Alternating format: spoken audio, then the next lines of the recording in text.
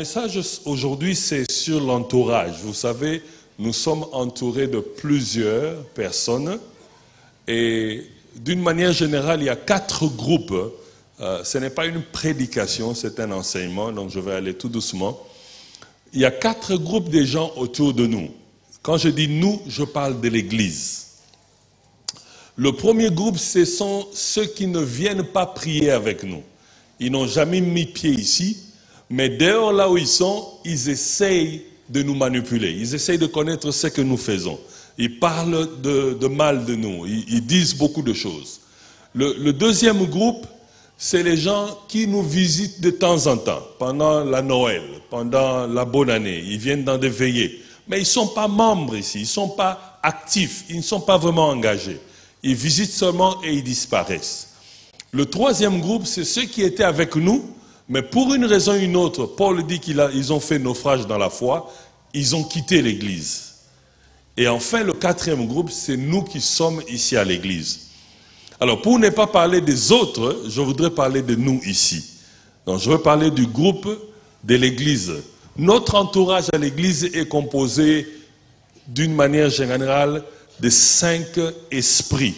Je veux parler d'esprits et non d'individus. Mais rappelez-vous quand le livre de 1 Corinthiens dit « Je vous ai donné un don pour l'édification de la communauté ». C'est quoi la communauté?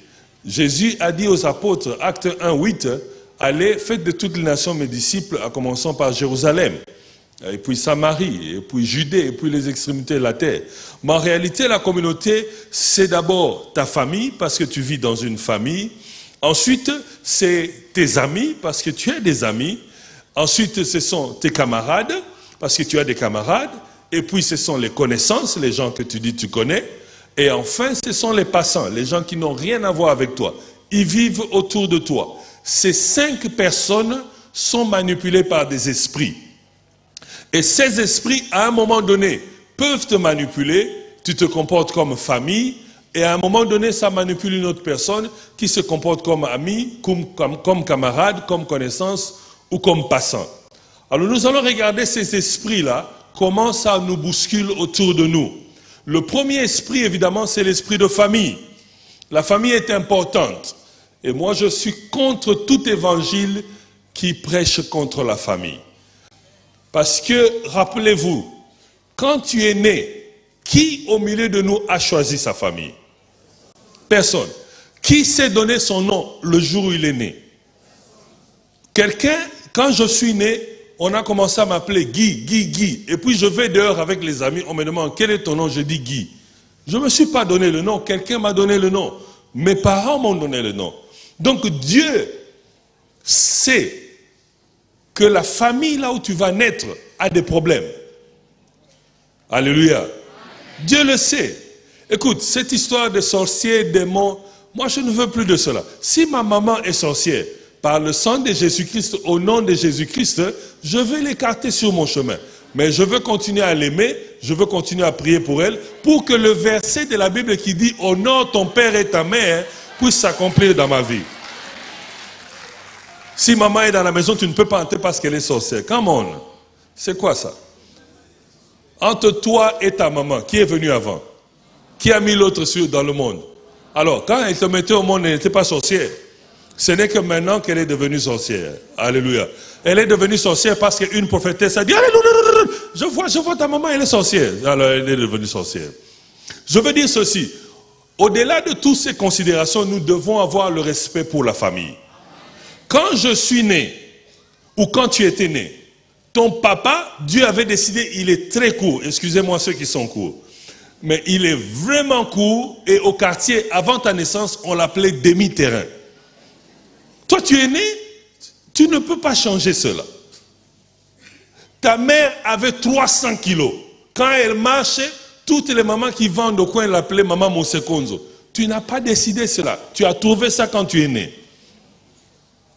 Ton oncle était tellement géant qu'on l'appelait Mbanzanyoka ou Kambanyoka. Tu n'avais pas décidé cela, tu as trouvé cela.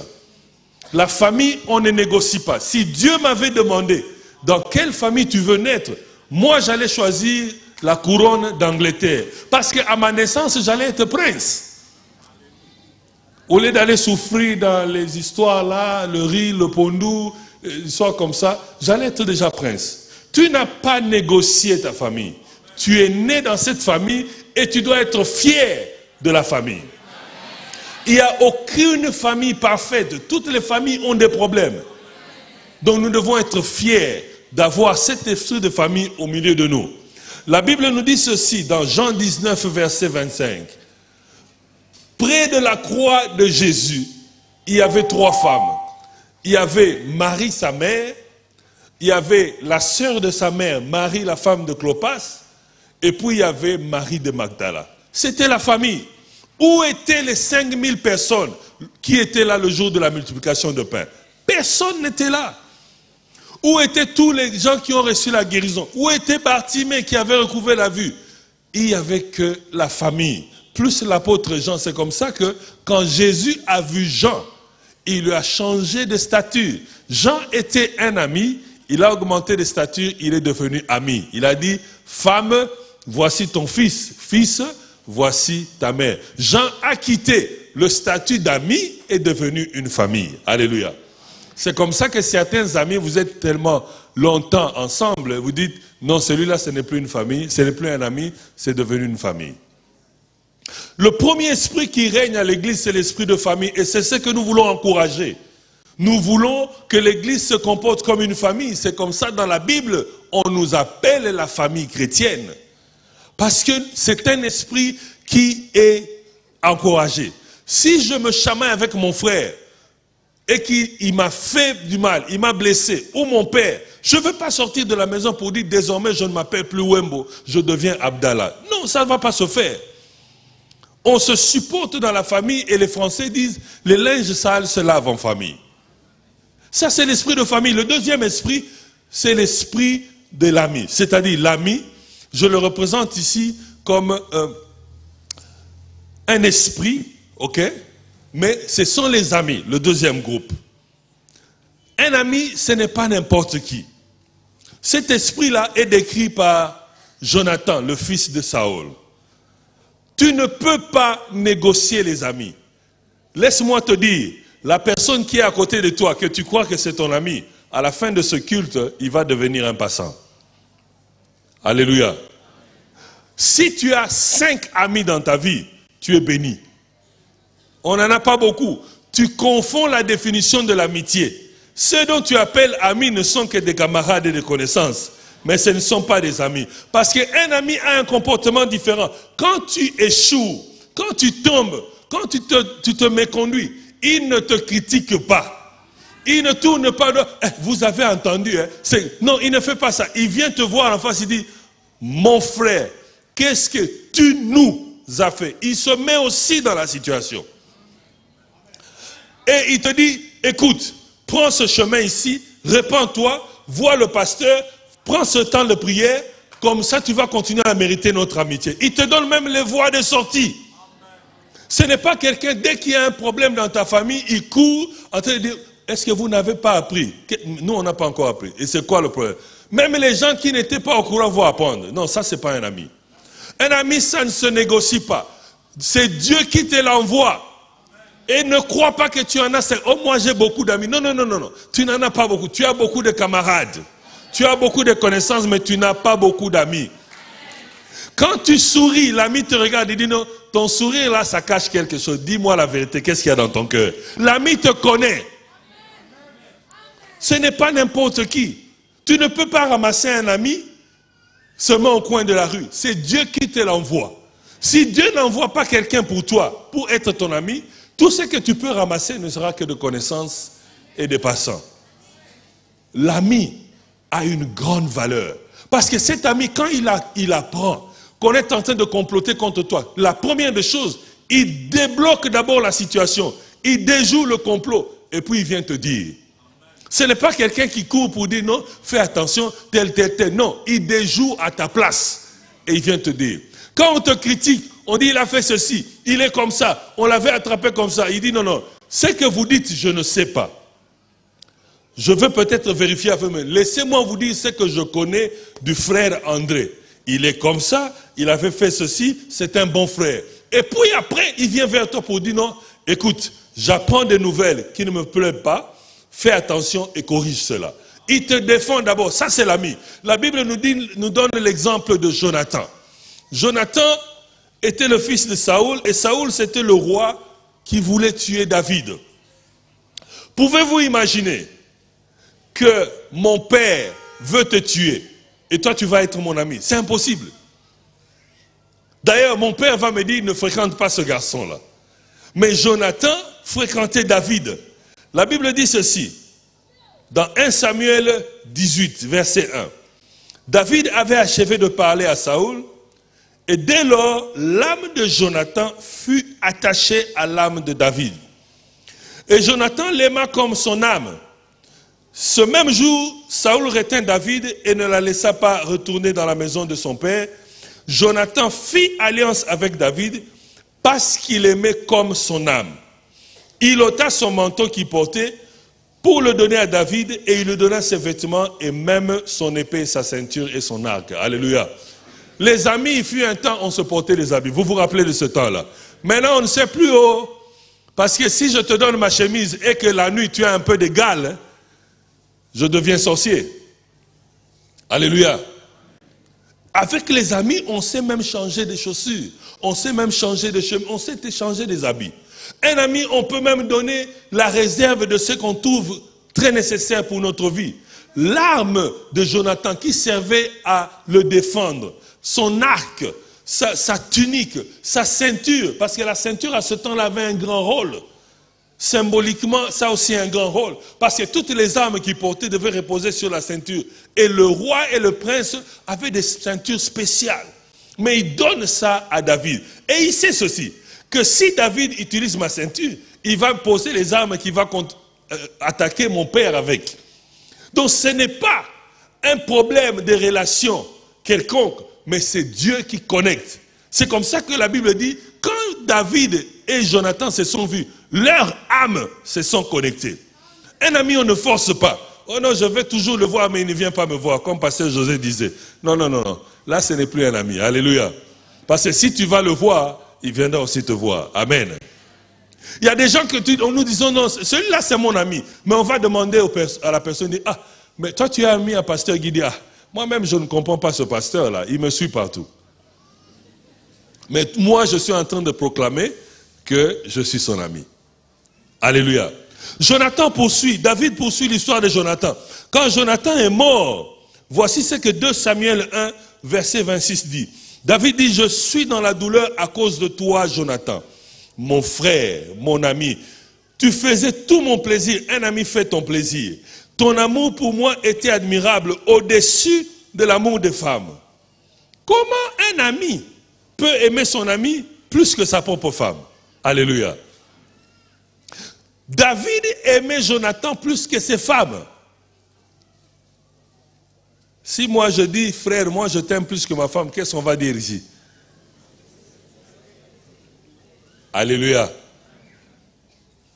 Le troisième esprit, ce sont les camarades. C'est représenté par Simon de Samarie.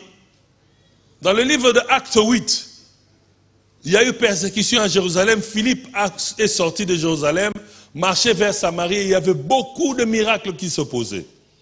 Et il y avait un homme là-bas appelé Simon. Simon était un magicien qui régnait dans la ville. Il faisait la magie pour ces gens à lui et il gagnait de l'argent, c'était son commerce. Mais il a vu les apôtres venir et faire des miracles plus que lui. Il s'est accroché aux apôtres. Il a commencé à marcher avec eux et au moment opportun, il dit non, prenez cet argent et donnez-moi aussi ce pouvoir. Les camarades sont là pour un but. Ils viennent parce qu'ils trouvent en toi la capacité d'atteindre un objectif. Mais lorsqu'ils atteignent leur objectif, ils doivent partir. Toi, tu restes à te questionner, mais qu'est-ce qui se passe? Je n'ai rien fait de mal, pourquoi je ne le vois plus? J'appelle, il ne répond pas. Non, ce n'est pas que tu as fait quelque chose de mal. Ce n'est pas, non, c'est que lui, il est venu pour son problème, le problème a été réglé et il disparaît. Il y a des gens qui ont disparu dans ta vie, pas parce que tu es mauvais, mais c'est parce que leur temps est arrivé, ils devaient partir. Nous devons arrêter de pleurer tout le monde dans nos vies. Parce que certains viendront et ils vont disparaître. L'histoire de Simon se trouve dans Acte 8, verset 9. Le Simon de Samarie. Beaucoup de gens entrent dans nos vies. Ils se présentent pendant que les camarades sont là. Ils sourient avec toi. Deux fois, certains camarades, ils te détruisent dehors, mais ils s'assiedent avec toi tous les jours. Le jour où tu as dit, ah, mais c'est lui qui fait des histoires comme ça, ah, il a déjà frappé. La journée, ce sont les agneaux, mais la nuit, ce sont des loups. Ils sont autour de toi parce qu'il y a un objectif. Ils veulent atteindre un point, un bénéfice. Ils voient qu'ils sont faibles, mais toi, tu es capable, avec tes aptitudes, tes capacités, tu es capable de les faire atteindre ce niveau-là. Alléluia. C'est comme ça que quand quelqu'un a un talent, les gens se regroupent autour de lui. Les gens qui sont autour de lui sont les gens qui sont en déficience de ce talent-là. Et ils le mettent un peu devant et le monde appelle ce monsieur leader. Mais en réalité, c'est quoi? Quand nous entrons dans ce groupe, on dit non, c'est notre tour aussi, hein, nous devons aussi manger. Parce qu'ils sont là pour un intérêt. Le quatrième esprit. Le quatrième esprit, c'est l'esprit d'Absalom, les connaissances. Les gens que tu déclares que tu connais, souvent s'approchent de toi lorsqu'ils découvrent que leur ennemi est aussi ton ennemi. Alors ils viennent s'associer à toi. Chaque fois que quelqu'un est ton ennemi, regarde autour de cette personne, va commencer à augmenter en nombre les gens aussi qui sont tes ennemis. Ou les gens qui ont été blessés par toi dans le passé. Parce que de lui-même, il n'a pas de force pour t'attaquer. Alors il essaie de recruter le maximum des gens qui sont déçus de toi pour faire front commun et essayer de t'attaquer. Ça, ce sont les connaissances. C'est l'esprit d'Absalom. Les gens qui s'approchent de toi parce que tu es ennemi à Jean. Et lorsque toi et Jean vous faites la paix, qu'est-ce qui se passe? Il devient ton ennemi maintenant. Il va tout faire pour chercher maintenant les gens qui sont ennemis à toi et raconter à ces gens-là tout ce que vous vous êtes dit dans le passé. Le but, c'est quoi? C'est que la nouvelle arrive à Jean qui a fait la paix avec toi pour dire attention, il est mauvais. Il ne faut pas faire la paix avec lui. Alléluia. Est-ce que je me fais comprendre là? Les connaissances, cet esprit d'Absalom vient s'associer pour nuire. En temps normal, il ne va pas s'associer avec toi.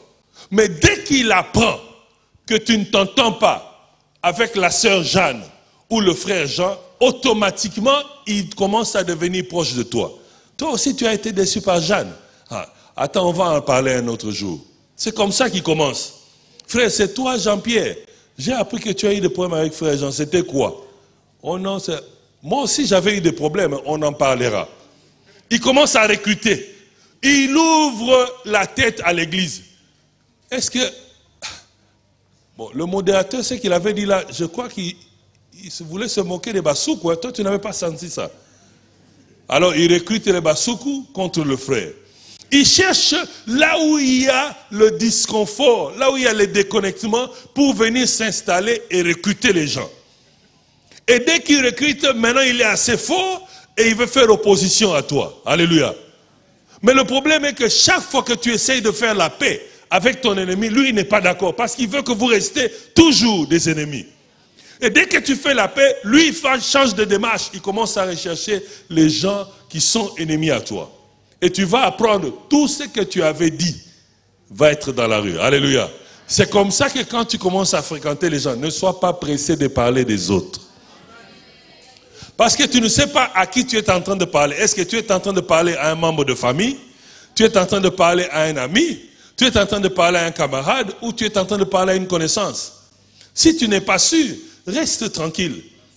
Ce n'est pas parce que quelqu'un vient chez toi tous les jours, ou ce n'est pas parce que quelqu'un, tu te rencontres tous les jours, vous jouez aux dames, que c'est ton ami. Non, non, ce n'est pas ton ami. Vous partagez un point commun, mais le jour où il va être satisfait de ce qu'il veut faire, il va disparaître. Absalom, dans la Bible, on nous parle d'Absalom. Il a eu des problèmes avec son père. Il était déçu de son père. Voici ce que Absalom a fait. Dans 2 Samuel chapitre 15. verset 1. Après cela, Absalom se procura un char et des chevaux, et 50 hommes qui couraient devant lui. Il se levait un beau matin et se tenait au bord du chemin de la porte, donc en dehors de la ville. À chaque fois qu'un homme ayant une contestation se rendait vers le roi pour obtenir un jugement, Absalom l'appelait et disait, « De quelle ville es-tu » Lorsqu'il avait répondu, « Je suis d'une telle ville d'Israël », il essayait de le recruter. Verset 12. Pendant qu'Absalom offrait les sacrifices, il envoya chercher à la ville de Gilo Achitophel, le Gilonite, conseiller de David. La Bible ajoute ceci, « La conjuration devint puissante et le peuple était de plus en plus nombreux auprès d'Absalom. » Alléluia. Voici l'histoire d'Absalom. Absalom était déçu de son père. Donc son père était devenu son ennemi. Il est allé se mettre en dehors de la ville, c'est-à-dire à la porte de l'église. Tout celui qui entre là, il leur demande, est-ce que toi tu as des problèmes avec pasteur José? Il dit, ah, pasteur José, je ne l'apprécie pas. Attends ici. Attends là. C'est ce qu'il commençait à faire. Il recrutait tout celui qui avait un problème ou qui était déçu du roi David. Mais il y avait deux catégories de personnes. Il y a des personnes qui sont blessées indirectement et il y a des personnes qui sont blessées directement. Ceux qui sont blessés indirectement sont des mauvais. Ils deviennent mauvais vis-à-vis de toi. Et ceux qui sont blessés directement deviennent des méchants. Et si tu veux savoir ce qui est un méchant, Psaume 1, verset 1. Ils sont là-bas. Voilà, Absalom, il a commencé à recruter les mauvais, ceux qui étaient déçus. Mais il fallait recruter un méchant. Parce qu'un méchant, lorsqu'il est blessé, le livre de Psaume dit ceci, le cœur d'un homme blessé est comme la porte d'une grande forteresse fermée avec un gros cadenas. Il est allé chercher Achitophel. Dès que Achitophel est venu dans son camp, parce que Achitophel était blessé de David. Dès qu'il est venu dans son camp, la conjuration est devenue puissante. Maintenant, il était capable d'attaquer David. Et la conclusion, c'est quoi? C'est que David avait fui le royaume. Alléluia. Lui-même seul, Absalom, ne pouvait pas faire fuir David. Il a dû chercher où se trouvent les ennemis de David, s'associer à eux pour le faire chasser. C'est comme ça que tes ennemis font. Ils cherchent les autres ennemis de ta vie afin qu'ils fassent bloc. Ils disent, cette fois-ci, on va le faire finir. Mais pourquoi il a choisi Achitophel? L'histoire nous dit ceci dans la Bible. Achitophel, c'était le conseiller de David. Il donnait le conseil toujours correct. Mais comme il aimait David, il a donné sa vie, sa famille au service de David. Il a recruté les membres de sa famille pour devenir des soldats de David. Rappelez-vous de la bagarre avec les Philistins. De l'autre côté, il y avait la bonne fontaine. David a dit, ah, si je pouvais seulement boire l'eau de cette fontaine. 3 personnes se sont faufilées dans les rangs des ennemis. Ils sont allés prendre l'eau, ils ont amené à David. C'était les gens de la famille d'Achitophel. Ils pouvaient risquer leur vie pour David. Plus tard, David va prendre le général Uri. Il va le faire mourir. C'était le mari de Bathsheba dont David a eu le fils, le roi Salomon. Mais Bathsheba, c'était la nièce de Achitophel. Et Achitophel était donc le oncle, ou le beau-oncle de Uri qui était mort. Donc Achitophel, bien qu'étant auprès de David, il était déjà blessé à l'intérieur fortement. Il y a des gens qui sont assis autour de nous, mais ils sont déjà minés et blessés. Alors quand il se réveille, il t'attaque ou il réagit, tu te dis, mais ce n'est pas possible. On était avec lui bien la semaine passée, comment ça? Non, il est déjà blessé, mais toi tu ne sais pas discerner. Et subitement, il se réveille, il dit, non, cette histoire c'est fini, il va voir. Tu dis, mais qu'est-ce que je les ai fait? Tu ne les as rien fait. Mais en réalité, ils étaient déjà blessés depuis longtemps.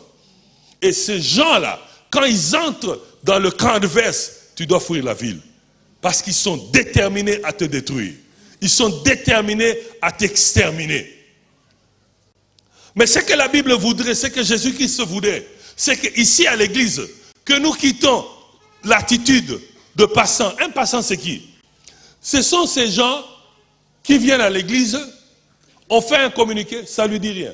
On a besoin des gens pour le service de nettoyage, ah, ça ne lui dit rien. On va faire l'offrande pour la construction. Bon, Ils ont un langage, ils disent, bon, écoutez, moi, leur église, là, je vais seulement pour écouter la parole. Dès que la parole termine, je m'en vais, je n'aime pas rester après. Ce sont les passants. Ils viennent, ils écoutent la parole, mais ils ne s'engagent pas. Et la Bible parle de l'esprit de l'église de Laodicée, dans le livre d'Apocalypse. Il dit, je connais vos œuvres, vous n'êtes ni froid et ni chaud. Mais la Bible veut, Jésus-Christ nous dit, nous ne devons pas être des passants à l'église.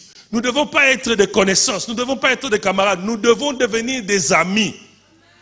Et quand nous devenons des amis, alors nous allons devenir une famille. Tu ne peux pas devenir une famille pour quelqu'un qui n'est pas né biologiquement avec toi, si tu n'es pas d'abord son ami.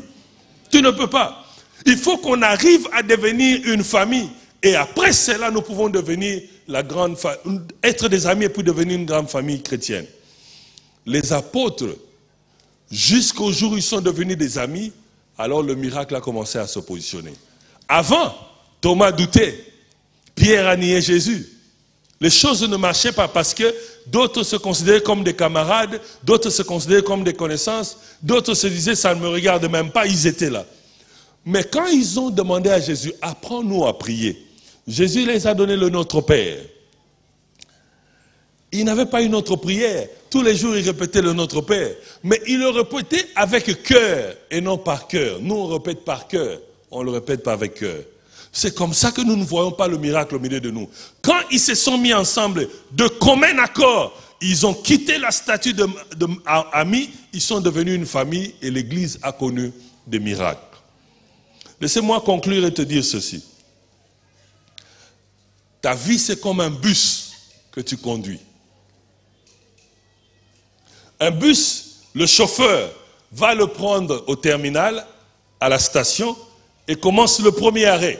Dès que tu commences au premier arrêt, tu étais seul dans le bus. Et puis il y a un passager qui monte.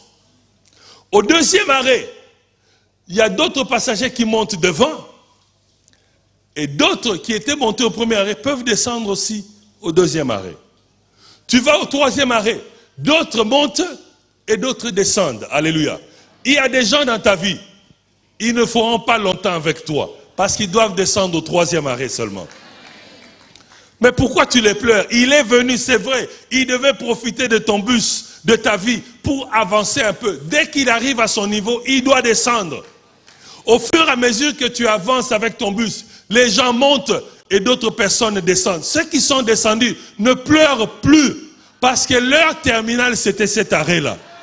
Ils étaient venus pour descendre à ce moment-là. Tu ne dois pas le pleurer. Dieu va te donner d'autres personnes dans ta vie.